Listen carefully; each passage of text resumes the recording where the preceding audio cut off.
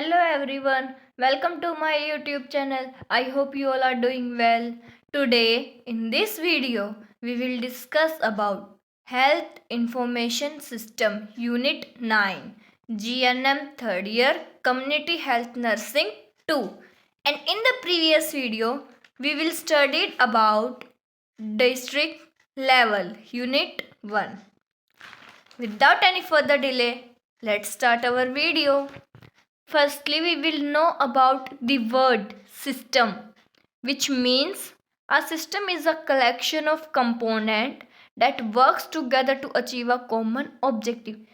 एक सिस्टम एक तरह का कलेक्शन है जिसमें वो इकट्ठा काम करके एक कॉमन ऑब्जेक्टिव को अचीव कर सके.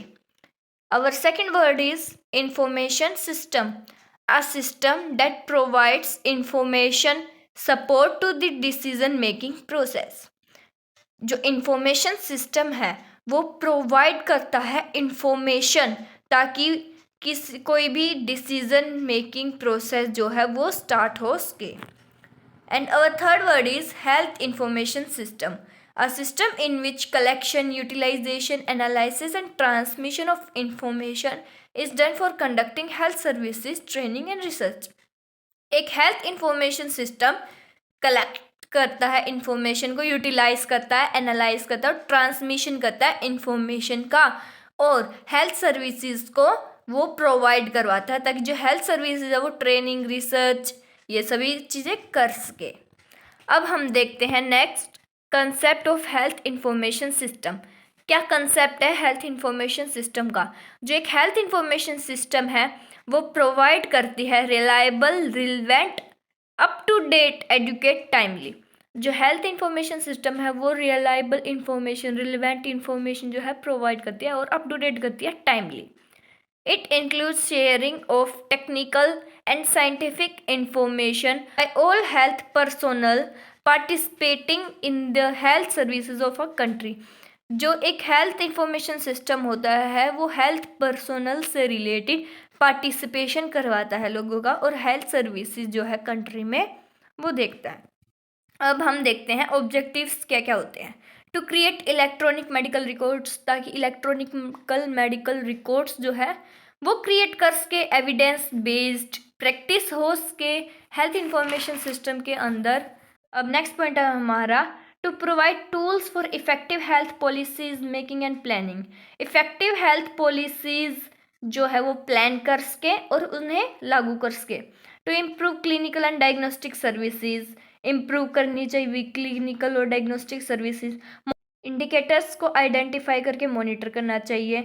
कंपैरिजन देखना चाहिए एफिशिएंसी और परफॉर्मेंस का अलग अलग हॉस्पिटल्स का. प्रोवाइड करना है रिलायबल और latest information. To provide information about periodically और टाइम बाउंड जो प्रोग्राम्स होते हैं हेल्थ इंफॉर्मेशन सिस्टम में वो करने चाहिए. और अर्ली अलर्ट्स करने हैं डिजीज के, कॉजेज ऑफ डेथ के. अब नेक्स्ट देखते हैं हम characteristics of health information system के क्या क्या कैरेक्टरिस्टिक्स होते हैं. पहला है पॉपुलेशन बेस्ड. जो इंफॉर्मेशन होनी चाहिए वो पॉपुलेशन बेस्ड होनी चाहिए. सेकंड है प्रॉब्लम ओरिएंटेड. जो सिस्टम है वो प्रॉब्लम ओरिएंटेड होना चाहिए. थर्ड है हमारा फंक्शनल एंड ऑपरेशनल टर्म्स. जो सिस्टम है वो एम्प्लॉयर्स को फंक्शनल और ऑपरेशनल टर्म्स जो है वो यूज़ करनी चाहिए. नेक्स्ट है हमारा facility for data feedback.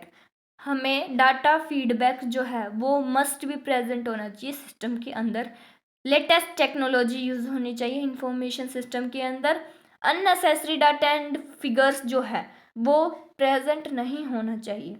Short and imaginative information होनी चाहिए. जो सिस्टम है हमारा हेल्थ इंफॉर्मेशन सिस्टम उसमें शॉर्ट और इमेजिनेटिव एक्सप्रेस करना चाहिए इंफॉर्मेशन. अब नेक्स्ट है हमारे component of health information services. पहला है demography and vital statics. Vital statics क्या होते हैं? ये एक तरह के रिकॉर्ड्स होते हैं जैसे कि मैरिज, डेथ, एडॉप्शन, इन सभी का रिकॉर्ड्स होता है वाइटल स्टैटिक्स के अंदर. वाइटल स्टैटिक्स को हम आगे पढ़ेंगे विद डिटेल. सेकंड है एनवायरमेंटल हेल्थ स्टैटिक्स. थर्ड है हेल्थ स्टेटस. फोर्थ है हेल्थ रिसोर्सेज. फिफ्थ हमारा utilisation and non utilisation of health services. Sixth है हमारा incidence of outcomes of medical care. And seventh है हमारा financially states and cost expenditure related particular subject. ये थे हमारे कंपोनेंट। अब हम बात करते हैं यूजेस कि हेल्थ इंफॉर्मेशन सिस्टम का हम कैसे यूज़ कर सकते हैं। सबसे पहले हम हेल्थ इंफॉर्मेशन सिस्टम का हेल्थ स्टेटस देखेंगे, मेज़र करते हैं हेल्थ इंफॉर्मेशन सिस्टम से। सेकंड है हमारा इफ़ेक्टिव मैनेजमेंट। हम प्लानिंग करेंगे, एडमिनिस्ट्रेशन करेंगे और उसके बाद इफ़ेक्टिव मैनेजमेंट करेंगे हेल्थ इंफॉर्मेशन सिस्टम की, जो भी हेल्थ सर्विसेज हमें प्रोवाइड हो रही है उन सभी की। फिर हमारा है हेल्थ सर्विसेज। असेस करेंगे हेल्थ सर्विसेज को और प्रोवाइड करेंगे उनको टर्म्स ताकि वो इफ़ेक्टिव और एफिशिएंसी वर्क कर सके। नेक्स्ट है हमारा comparison data. Health information system में हमें कुछ कंपैरिजन डाटा की नीड होती है जो कि सब्जेक्टेड होता है और क्वालिटी कंट्रोल होता है। नेक्स्ट है हमारा degree of satisfaction. The attitudes and degree of satisfaction of beneficiary with the health system. Degree of satisfaction beneficial होता है हेल्थ सिस्टम के अंदर। नेक्स्ट है हेल्थ एंड डिजीज़। रिसर्च के लिए कि कौन सी डिजीज़ जो है वो फैल रही है कम्युनिटी एरिया में और कौन सी नहीं, और रिसर्च करने की लोगों की हेल्थ कैसी है, प्रॉब्लम तो नहीं है उन्हें कोई पर्टिकुलर। अब नेक्स्ट देखते हैं हम sources of health information system. The main sources of health information are the central and state government agencies. जो मेन इंफॉर्मेशन देता है हेल्थ इंफॉर्मेशन सिस्टम को वो होती हैं सेंट्रल गवर्नमेंट और स्टेट गवर्नमेंट की एजेंसीज। फर्स्ट है हमारा सेंसिस। सेंसिस क्या होता है?